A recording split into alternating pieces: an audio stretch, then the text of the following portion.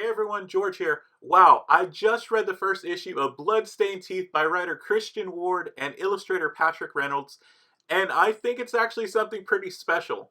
So I'm an avid horror fan. I've consumed tons of horror media, pun intended, and I thought that I'd seen pretty much every facet of a vampire story that you could see. But then I read Bloodstained Teeth and it actually knocked my socks off. So here's a brief overview of the story.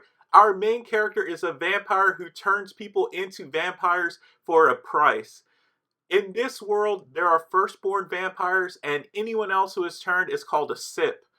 We find out sips are hated by the firstborn, and here's where our conundrum begins. Some of the firstborn are on to someone who's been turning people into sips, and they've pinned our main character Atticus for the guy, and they've made a simple request. Take out all of his sips, or he will be taken out himself. This story really felt like something more than a simple vampire story, but the vampiric elements made it so much more intriguing.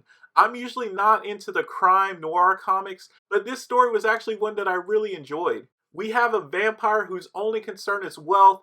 He seems to have a disdain for people and vampires alike, and he seems just to prefer his own company. I'm actually intrigued to learn more about the vampirism lore in this story, because normally vampires reproduce by turning others, but since the firstborn seem to outright hate sips, maybe vampirism is something they feel you have to be born into rather than just being turned. Seeing as how this is the first issue, this story is just one huge mystery, which I really want to learn more about. I also really enjoyed how vampires weren't glamorized in this story. Our main character has all of the charm of a small-time criminal. We get to see the horrendous sight of the firstborn feeding on a sip, where we see that they appear to be little more than feral beasts themselves. This world just feels real, and so does the danger posed by the firstborn.